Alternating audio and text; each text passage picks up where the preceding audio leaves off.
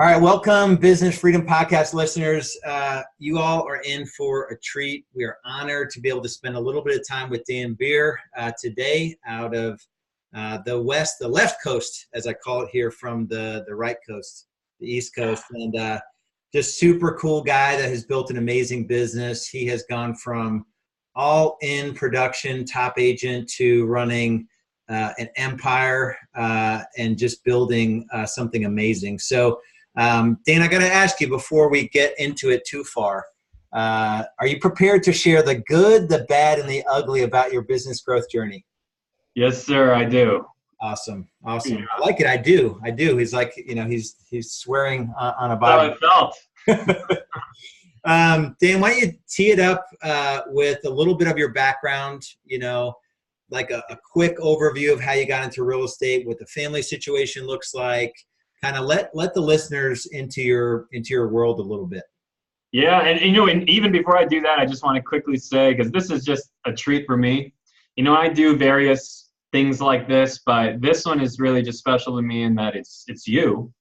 It's I spent a couple years working with you, and really, really formative years for me, really important years. And so whether we speak every few months or whether we don't speak for a year, there's just a connection I feel, man, and it's just special to me. I don't know how else to say it. So yeah, it's cool to be here, dude. I feel the same way. I see you doing great things, and every time I see your name somewhere, I feel the same exact way, that I was just a little part of your business growth journey. So that's awesome. So let us into your world. What do you got going on? And then also, just to tease the listeners, just give them a little bit of background, like what the last 4 years in terms of the growth of your business, because that's going to help them stick in for the whole time here.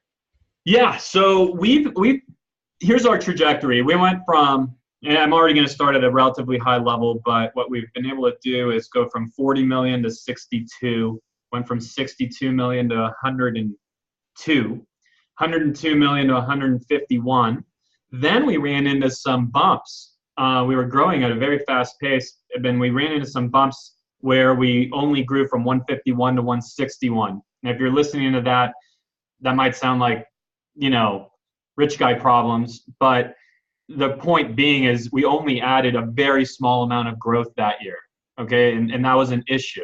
And actually profitability went down because we had spent as if we were going to grow. And so there's things we had to work through there, mostly through business structure. And once we did, now we seem to have solved it, because this year we'll go from 161 to 225 or so that we'll land at by the end of this year. So there's the foreshadowing on what we'll get to. But you asked me where we started. I got into real estate, same, I think, mediocre reason that most of us get into real estate. It's really interesting. This is an industry of people that are like trying to run away from some other job. Right? Like, it's an industry full of people that hated their previous profession. And that included me. I was a financial accountant out of college, wasn't enjoying what I was doing. And I'll make it fast. So basically what happened is my dad was about to sell a house. It was 2005. And 2005 was a great market. It was thought to be easy to sell homes. And actually then was a lot like now. It was the end of a cycle. But I got licensed, sold that house. It was easy. But that was the last easy sale I did for a long time, because then the market quickly changed. And I spent years just really doing 2, 3, not 2, 3, 4 or 5-ish, maybe 6 on a good year sales. And it was all friends and family business until you hit the 2008, 2009 market crash. And everything completely changed because that friends and family business goes away. And really something that you need to be listening for right now and thinking about in terms of what have you accomplished, because you might like the money you've been making. I like the money I had been making in those years. I'd been making in those years, 6 figures. I was making 6 figures a year, 100,000, 150, 200. And I thought I was rich, right? So I was also spending like if I thought I was rich, and I thought it would never end. And of course the market then changed, and literally I got to the point where I had to go pay my rent, and I had $0 in my bank account. Ended up using one of those credit card checks that show up, and thankfully it did. So that's what I paid my rent with. And so what I'm trying to say, in maybe a roundabout way, is there's a huge parallel between now and then. I thought I was accomplishing something, but really all I was doing was my phone would ring and I'd sell one of my parents' friends a house. Okay. That business went away for me, and it's about to go away for all of us again when this market truly changes. So really take inventory on where have you built a business that creates a predictable lead, that has a predictable lead generation system that day in, day out, you know that as long as you run this activity and this one, you're going to get a result? Or, you know, not to take anything away from any of us, but have you done a lot of accidental business? And that's just an honest question you have to ask yourself so you could prepare. The good news, I think there is still time to prepare. Yeah. I'll pause on that thought, but does that make sense to you? Yeah, and I was going to say, I was thinking as you said it, I've never heard it said that way, but that business may go away forever. Like, I just don't know how long. What do you mean? Yeah, I don't know how long, you know, people are going to look to their friends to, you know, with teams ramping up and doing this at a different level with different business models, with Zillow coming into our market. Like, I don't know how long the friend is my friend's my realtor is going to last, unless your friend is an awesome realtor. You know, like if you're. It's interesting you say that, because Lars, I've been spending a lot of time thinking about what is our industry, right? We're in a professional services industry. Yet, what else is professional services? Law, CPAs, financial advisors. Let's stick with those others. Let's stick with those three. Those three are far more mature industries, far more professionalized, far more educated, much greater barriers to entry. And if you look at how people, you know, function there, very few people use their buddy as their attorney or their CPA or their financial advisor unless their buddy is supremely qualified. So it's interesting you say that, because I had never considered that, but it could be true. You know, we have a much less mature industry. It's built by like rogue sales guys, and we're kind of just making this stuff up as we go.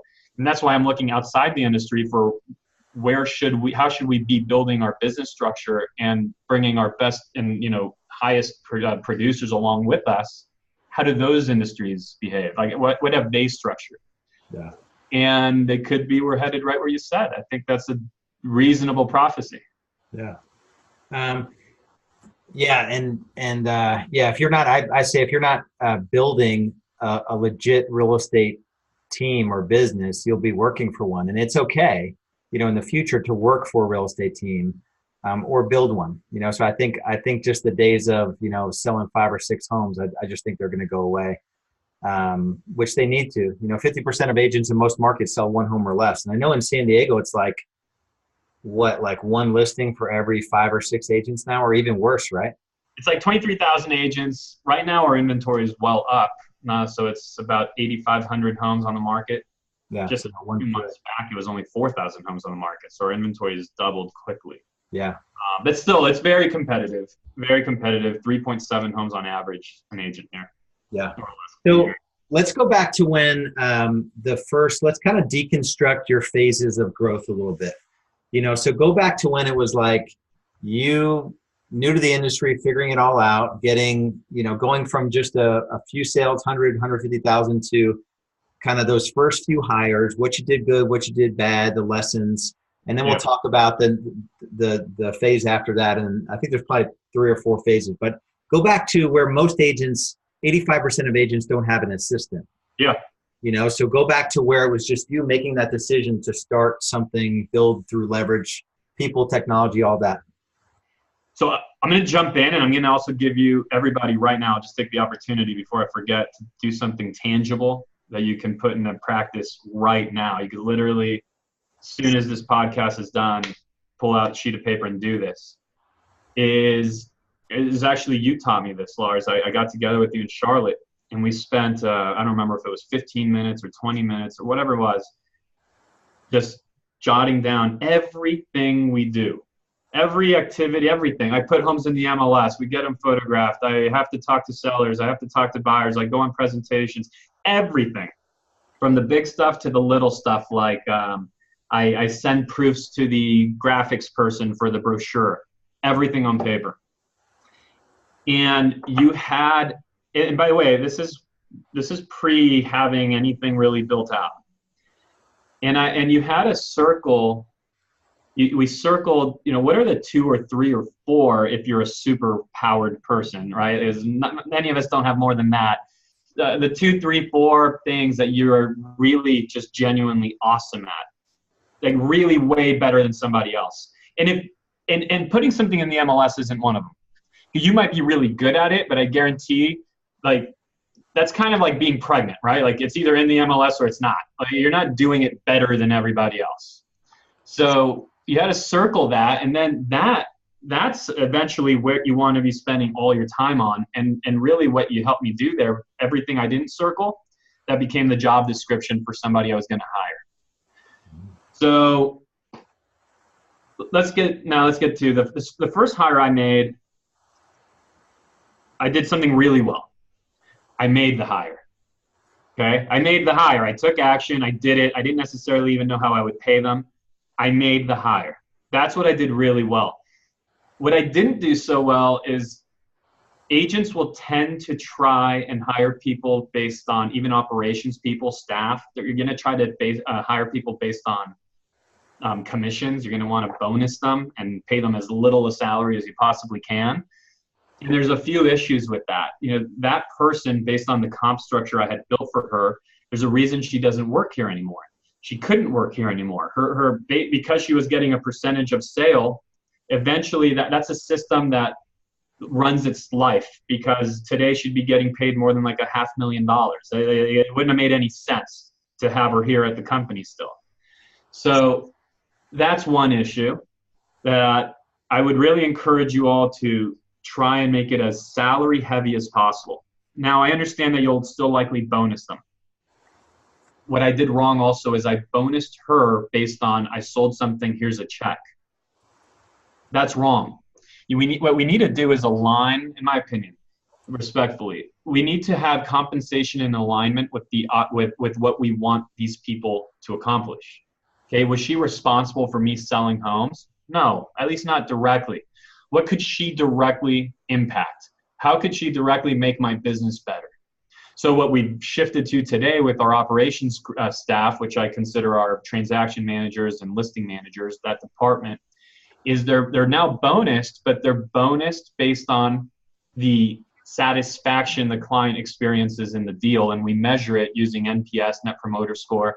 So on a scale of 1 to 10, how likely are you to refer us? That's something I can have them focus on and bonus them for. And if we get a 10, they get a certain number. If they get 9, we pay them a different amount. 8, we probably shouldn't even pay, but we pay because we give them the benefit of the doubt that maybe the agent ruined the experience and the operations group was great.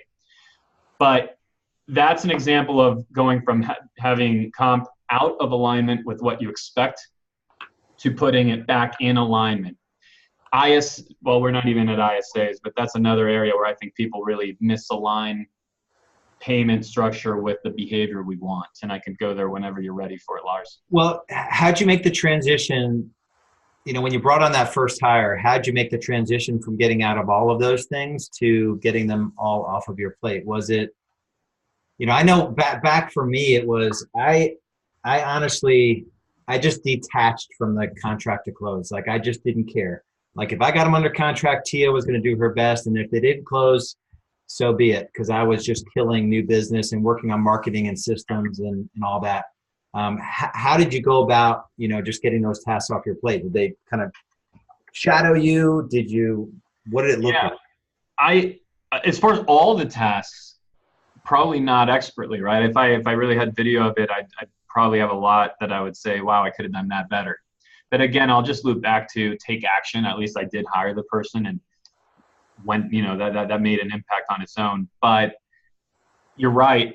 One thing I did do well is on the contract to close, which you bring up, and on listing management, it was, I never spent, you probably coach people, Lars, that they hire someone and then they kind of like bring themselves out of production to fully train this person for 3 months.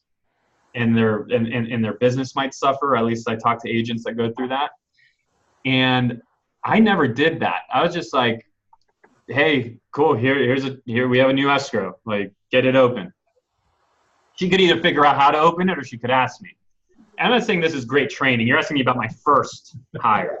But I was just like, look, it's an escrow, or we have a new listing. Like, here are the 17 things we need to do. Please do them. And I just kind of put her in a sink or swim environment where she had to figure it out, or there was a safety raft or whatever you call it. There, like, she could ask me for help. But what I didn't do is get ultra worried about if it was perfect or not, or the same way I would have done it or not. I really just measured it a little bit unscientifically, but I just measured it by, was I being complained to by clients or not? You probably stepped out even further than me because you had the luxury of, you were doing more deals than I was doing in those days. So that is the nice thing about having an abundant lead generation system, is it makes you a little bit less prisoner to every little thing that happens in the business. Yeah, let's talk about that, because that's one thing that you I forget what I used to call you back then. Kind of like a nutty professor, like not nutty professor, just like a crazy geeky scientist around marketing. And I meant that like lovingly, highest compliment you could ever give a marketer, right? Take us through that, so you're a new agent, you're making the shift from, didn't have enough money to pay your rent to, I think you broke through $1 million pretty early once you decided to scale. Talk about how you viewed marketing, how you set it up, lead gen, because I think that's one of your superpowers. Yeah. If you had to pick one, that's it. Look, a lot of it came from necessity, right? Like, the market crashed, everything went away as far as what I was used to.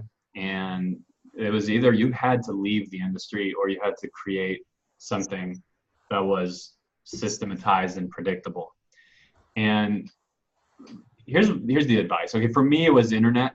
I got obsessed with SEO and organic, rankings, and I built a website. And that those were different days. This isn't necessarily the right advice for you today, because back then, you're talking 2009-ish. Google was a totally different game. Agents all still had the vanity websites, thumbs up, cowboy hat, and that's it. And I was one of the first, at least in my market, to actually build a lead generation site that are a lot more common today. Google was much easier to figure out back then than it is today. And so that's just the way I went. But here's what I did do, is I really did build that thing out and became obsessed about going deep with it. So if I'm an agent today, number one, get deep, build out your past client database, SOI marketing system. And the reason why that's so key, it's a lot deeper than it might sound. That might sound like an obvious. But when you have that system really dialed in, there's certain touches that are going to not only serve past clients, but they're serving anyone now that you bring in from pillar number 2. So I would get very obsessive about, am I sending a couple video emails a month? Am I calling 4 times a year? Am I holding an event or 2 or 3 a year? Which, by the way, can be as simple as you putting your credit card down at a bar for 2 hours. You don't need to even do anything that magical. Am I setting people up on a market snapshot through a platform? Am I setting a saved search for these people? A lot of those things we just mentioned, I kind of breezed through them. But if you go from there to now, I have pillar number 2. Pillar number 2 is I go deep on door knocking. Maybe the question is, does door knocking work? Yes and no. Everything is yes and no. Door knocking, yes and no. Expired, yet, right? Door knocking doesn't work if you think you're going to go knock on doors and get listings. Hey, here, sir, can I have your list? No, then it doesn't work.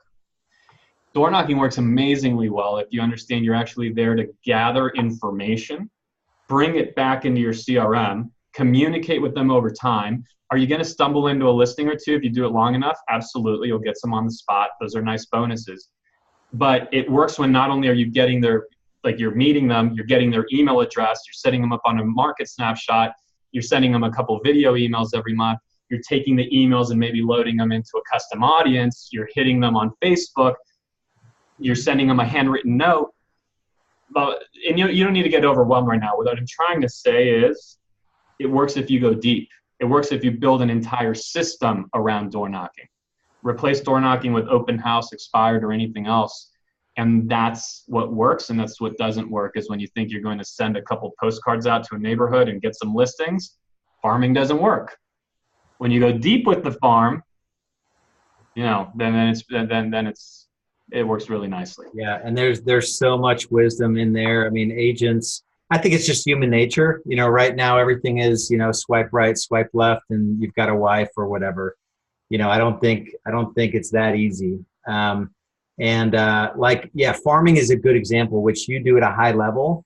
When you start farming, it's the worst idea ever, because your first 6 months are like, man, that 60,000 sure sucked. And then the next 6 months is like, oh, well, that didn't suck as bad. And then it's like the 6th month period, right? So you're 42 months in or whatever. This is like, okay, so this makes a lot of sense. And now it's the force multiplier, right? You're door knocking, you're holding open houses in that neighborhood, you're circle prospecting in that neighborhood, you're doing garage sale for the neighborhood, you're sponsoring the neighborhood Facebook page. So it's just sticking with one thing. Our best members have 2 lead pillars outside of yard signs and their database, and they're doing 300 sides. And I know teams that are doing 250 sides, and they've got 10 paid lead sources, and they're losing money, and they're spending like 30 grand a month on Zillow. And I'm like, you're losing money on Zillow. He's like, yeah, but my agents love it. I'm like, okay, they love it. So I hope we're not getting too heady or anything on this, but what you just described, earlier we talked about there's no barrier to entry to the industry, but there's a huge barrier to entry to success in the industry, even though it's simple. It's a very simple barrier, but apparently it's a big barrier because most don't make it through. And it's simply on focusing long enough on doing something really well that it becomes a habit of your business. Something I talk about, and really, I think this is something, if you're trying to find one thing to take with you here from this podcast, this could be it. Most of us acknowledge that our private life, and just if we want to stop smoking, if we want to change a habit, if we want to start eating right, most of us acknowledge that we need 60, 66, 90 days, whatever, depending on what book you read, but an extended period of time, let's call it a quarter, to habitualize that, right? So if I'm trying to eat healthy, I have to consciously focus on, let me stay away from the sugar. 66, 90 days later or so, I don't have to put my conscious mind into that. I don't have to focus on, let me stay away from the sugar. I just simply don't eat sugar. Now I can focus on, all right, I'm going to work out. I'm going to wake up every morning and work out. And that's the thing that's hard until it becomes a habit. And now my conscious mind is freed to focus on the next thing. What agents need to see, we're business people. What you need to see is that our businesses are the same way that we are. When we have a cool idea that we're going to door knock, or that we're going to mail, certain homes and farm, it's not like most of us will do it for a little bit and then stop. When what we need to do is, our business is just like us. We have to habitualize the habit, even something as simple as prospecting in the morning. It might be horrible and difficult for 60 to 90 days. But once you've done that for a full quarter, if that's your big rock for the quarter that you need to nail and turn it into a habit, now your business simply, that's just the way it operates. So now the next quarter, you could figure out, what am I going to focus on now? And prioritizing those things and actually giving them extreme focus for an entire quarter until they just simply become the way that your business operates, so you can then focus on the next thing you're going to layer on. That's genuinely the only difference between one like Lars or my business and in a much smaller business. Okay, the difference between one that's doing 10 million and 100 million is simply that we've focused quarter after quarter after quarter on bringing in these systems into our business, 1 to 3 a quarter. I'm not talking about a lot.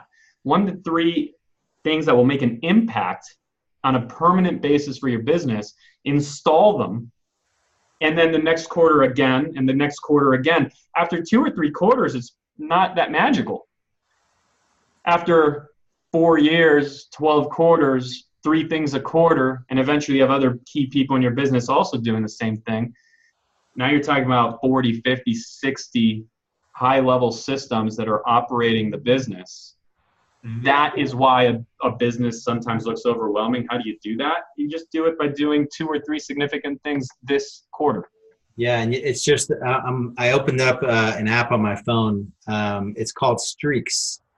And I did this in my personal life where I basically just picked one thing, and I focused on it for 60 days, like you said. So I wasn't working out. Like, it became that thing that I let go of. So I decided I was going to walk 2 miles a day, every day.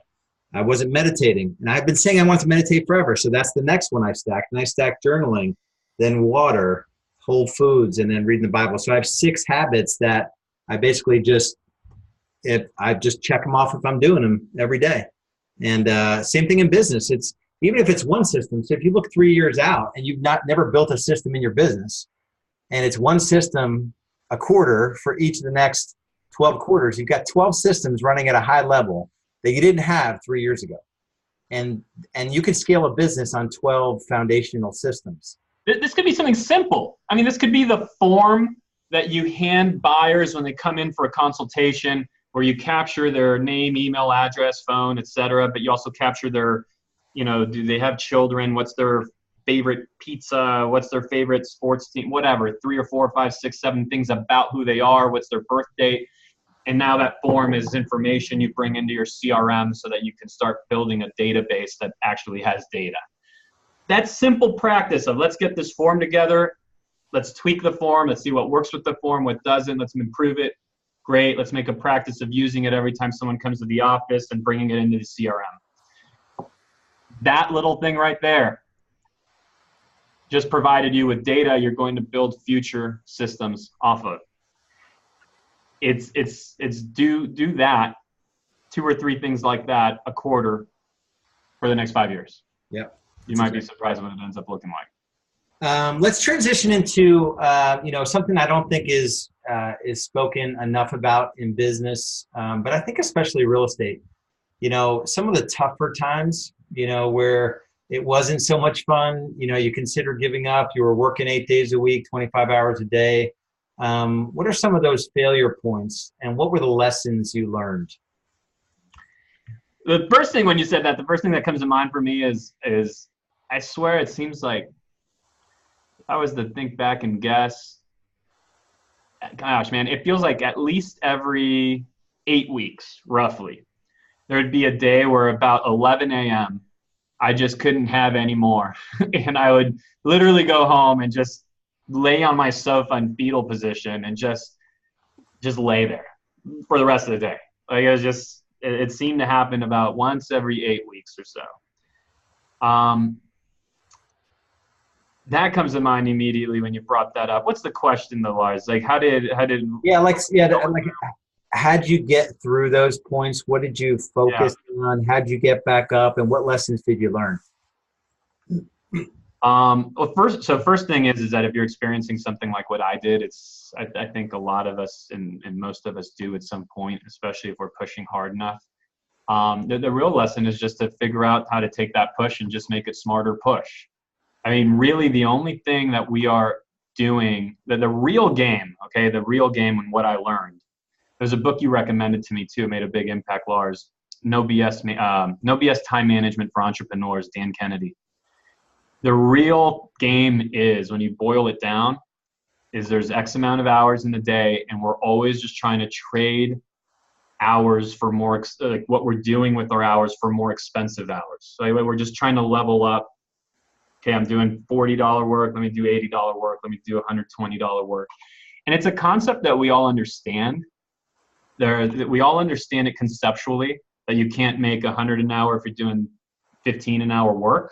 No one's going to argue with that concept, but there's few people that truly live it. And there's few people that really feel it and buy in and just actually behave that way. And I didn't, not until I read that book. There's something about it that just changed me. That's Dan Kennedy, No BS Management for Entrepreneurs, Time Management for Entrepreneurs. And And ever since then, Lars, everything I do, I swear if it's that I'm stranded somewhere and I need a ride home and there's a buddy who can pick me up, but waiting for my buddy to pick me up is going to take 40 minutes, or I can take an Uber, but the Uber is going to cost $80. I'm calculating, okay, well, if I wait 40 minutes, how much is my time? No, okay, sorry. Thanks for the offer, but I'm taking the Uber. Like, that's literally, ever since I read that book, that's the way my mind works. And that was the biggest lesson in it. Yeah, and saying no to a lot of things. So when you do that exercise, it's 90% of what an agent does. The fact that there's only 15% of agents that even have an assistant is shocking. Because there's only 90% of the 10% of the work make you all the dollars, and everything else is anywhere from $10 to $20 an hour, maybe $30 an hour if you want to exit buyers, or but even buyers agents don't make more than $25-$30 an hour. Yeah, saying no is huge. So let's dig into the current business a little bit. Real quick, team structure, production levels, profitable lead sources, lead sources that failed. Kind of give us a snapshot of the business. Right now, there's about 30 people roughly in the business. It's pretty half and half salespeople to operations. Starting with our operations side, that's led by, we run on a system called EOS that you're very familiar with, Lars. You might do the same. I'm not sure. Yep, we do. And for anyone that's listening, that's Traction by Gino Wickman. It's entrepreneurial operating system, more applicable to businesses with 10 or more people, 2 million or more of top line, but still there's probably 4 of the foundational tools that every business should be using. So go ahead. So what we call our integrator, but if you could think of this person as essentially like the operations director. We have her. We have our operations department that, in our mind, operations in our business is listing and transaction management. So we have a transaction manager and a listing manager who both have in-house assistants. And all these people, by the way, are in-house. So we have our, again, listing manager, transaction manager, their in-house assistant. They also have a VA that department shares. We have a runner. We have an in-house photographer. We have our sales director, our ISA. We should have 2. We're hiring for a second right now.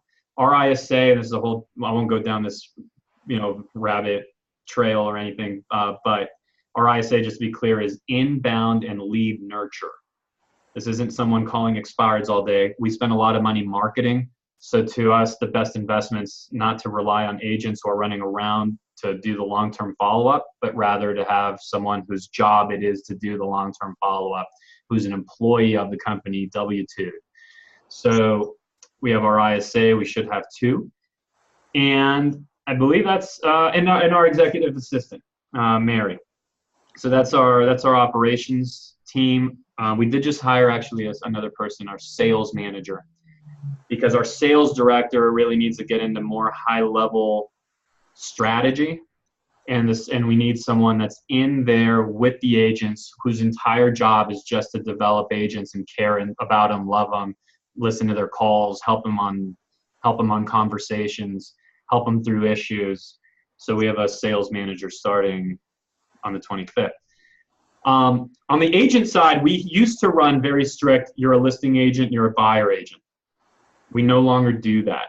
We now have agents, though we still do have our company listing specialists. And a lot of the magic to profitability is found in that role, the company listing specialist. Our sales agents, they can do both sides. They do both sides. They do sphere business. They do company business. They do both. And when you're a marketing heavy company, now I would even argue, even if you're a prospecting heavy company, there's still time associated with that, which costs money. So when you're pouring resources into getting listing appointments, those need to be handled by a killer, someone who that's their world. So our company listing agents were able to bring the split way down So there's a lot more company dollar. But our agents are not concerned with what their split is. They're concerned with what do they make. And these people make great money. They push on a couple $100,000 a year because their calendar is full of listing appointments. Every day, their job is to show up and go on listing appointments. So they have 1 to 2 on their calendar every day, and that's what they do. That role, having that company listing specialist, is really tremendous for profitability. And then we do run showing agents as well that support all of our other agents. And our highest producing agents, we eventually also help them hire assistants that we pay for half of those assistants so long as they're hitting certain sales metrics so that they can start ramping their sales and having leverage as well. Awesome. That's the team. Give me some, one thing I've struggled with, and a lot of business owners struggle with, is enjoying the ride. We're constantly sort of pursuing the next thing, the next level, maybe sometimes that ideal, which we might never get. What practices have you put in place to enjoy and appreciate the journey? Man, it's a struggle, I think, still for me. I have a ton of fun doing it, but I just think personality wise, honestly, even with my wife, it's just one of these things where I'm constantly like, all right, honey, here's what we should do, or here's what would be better, or here's what would be more fun. Here's what we should do with the kids. Okay, great. They're doing math, but let's have them learn French. Like, I'm always trying to do the next thing, and that can be really tiring for people. So from a practice standpoint, Lars, I think the only thing I've figured out is to hire people that tell me no. That's my integrator's primary role, right? Laura, our operations director, is I'm going to come up with 53 ideas, and I need you to say no to at least 52 of them. That's probably the only thing I've really installed. It's still a struggle. I'm reading a book right now called, and I've just started it. Have you ever read by chance Loving What Is? Dude, I've taken your book recommendations. I want you to read this one. It's here's I'll say something now that might unqualify my recommendation, but just trust me, because I'm only 25 pages in, and I cannot believe the impact those 25 pages have made. So I've not been jazzed on a book like this in a long time. But definitely there's times when I look up and I pinch myself and say, like, man, this is just so awesome. And I will say this, my team struggled through this huge in the last 4 to 5 months, and I was starting to lose the team. Because we started to get in an environment where it was just growth for the sake of growth. An environment where it was, hey, how many homes did we sell last month? Oh, we sold 31. Sorry, crappy month. The goal was 32. No good. And our growth plan, everything was just growth for growth. And it was interesting because a mentor of mine, who's one of the most aggressive people I've met in life, period. I mean, I never thought I would hear him say, Dan, sometimes growth for the sake of growth can be really damaging to culture, could be damaging to the environment. Like, it's just, and he knew it because he'd made the same mistake in the previous business where I lost track of, there's all these beautiful people in my business, in our business. I lost track of what's going on in your life and how your kids doing and where are you at now versus where you want to be in 3 years. And it was a huge realization that what was happening. I will say I'm proud of being able to recognize it as fast as we did, 4 or 5 months of it, versus I think some other companies might have taken a couple of years to snap out of it. But you have to know that at the end of the day, your business, and you start learning this when you start to lose a person or two, your business is literally just the people in it. And I got reconnected with that very much so recently. Yeah, and that's a place that I've been as well. And that's probably the only regret that I have in business, is not realizing that soon enough. And I've got plenty of years in business left, and I feel like I did, probably the first 8 or so years, in that same sort of, a team to serve me versus me to serve a team, so making that mental shift, I think has been huge. So that's really awesome. All right, so this is probably the favorite part of the podcast. I'm just going to throw questions at you, and you can only give a couple 3-word answers. Okay. I'll try. All right. Wordy guy. What keeps you up at night when it comes to your business? Oh man. What keeps me up at night when it comes to my business? I'm already failing it. I don't think I stay up at night worried about the business. When I do, in these past few months, it was people. It was failing the people. Okay. Those are my 2 words. What were you most afraid of when building a real estate team?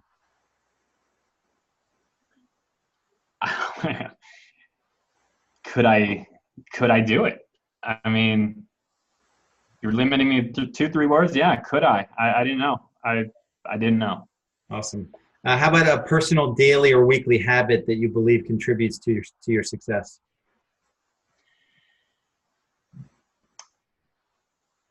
Our daily huddle, I believe, contributes to success. And I'm going to throw in a few more words. If you're an individual agent, huddle with yourself daily. What's in front of me today? Get focused. Do it with yourself. Do it with your spouse. Do it with your lender. Do it with somebody. We do it with the team. Man, that's a nugget right there. Not to break into the rapid fire questions, but that's gold right there. I think the book, I'm not going to let you recommend another book because you've already recommended 2. That time management for entrepreneurs, that no BS, I think is gold. If you had to do it all over again, what would you do differently? I just realized much sooner that I'd get focused much sooner with, am I building a job or a business? I think it's a really funny industry where the upside is ridiculously high. And the way we come into this business is so much less professional than even if you and I, Lars, partnered on an ice cream shop. Yeah. Hey, we partnered on an ice cream shop, dude. We would figure out our logo. We'd get a place. We'd sign a lease. We'd get a point of purchase system. We'd source the ice cream. We'd figure out our color scheme. We'd hire people to run the booth or the shop, like for a freaking ice cream shop. Yeah. In this business is just, man, it's a funny industry.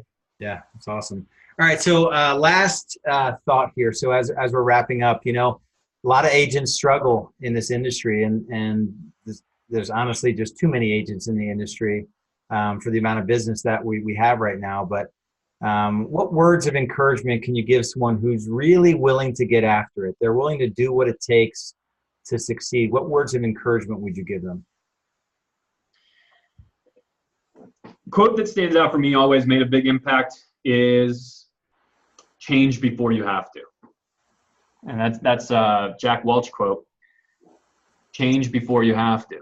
And it's not just real estate. I think anywhere in life, most people are changed once they're forced to, but the opportunity was all there when you didn't necessarily have to get pushed into it.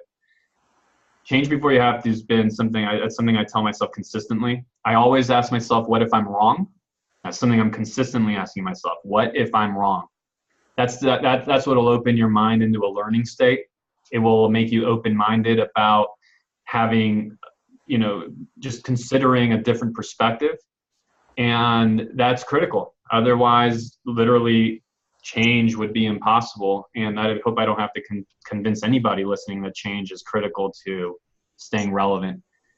And pursue information. If I really crack down on one thing, what's really accelerated growth, it's when I realize that my currency, what I'm really after, what I need is information. I need to learn. I need to be exposed to ideas. I'm always pursuing the most open learning environment that I could possibly get into, because those are the things that I monetize into. Last year we went from 100, we're going from 100 and we're adding $60 million, okay, in business from last year to this year. That's about 1.5 million GCI. Let's go back in time. When we went from 10 million to 20, $10 million, that's worth about $250,000 GCI. So get really focused on where's information and how you can monetize that, which you're responsible for one thing, which is implementing it. No one can do that for you. But when I realized that was the currency, that's what I was really after, that's what I needed, things started to happen a lot faster. It's funny how many agents, frankly, are in FSBO mode, man. Like, how many agents, like, why are you doing this? Why are you doing? Well, because it's the cheapest. Well, shit, like, isn't that exactly how FSBOs think? I'm going to save 1%, but I don't realize I'm losing 10, right? And a lot of agents actually operate the same way. Yeah. So that's what comes to mind with that question. Awesome. Dan, this has been really cool. I feel the same way about you, just getting back together with you. And Real Estate B School thanks you. The podcast listeners are going to get a lot out of this. And really, the encouragement for everyone, there's probably, I'll go back and listen to this again. There's probably 5 or 6 nuggets in here. You know, take it from a guy that went from 10 million to 225 million, right? And the industry is getting ready to reset. So don't let it reset without you being prepared for it. You know, this is the golden opportunity to do what Dan has done. You know, use this market shift, you know, to benefit from. There's going to be a lot of agents that don't know what to do, you know, when the market shifts. So thank you, brother. I appreciate you. As always, if there's anything I can do for you, reach out to me, and we'll talk to you soon. Hey, if you need to reach out, business in San Diego, you have a referral, look us up, Beer Home Team at eXp Realty. Love to serve you. Awesome. Thanks, Lars. Well, thank you.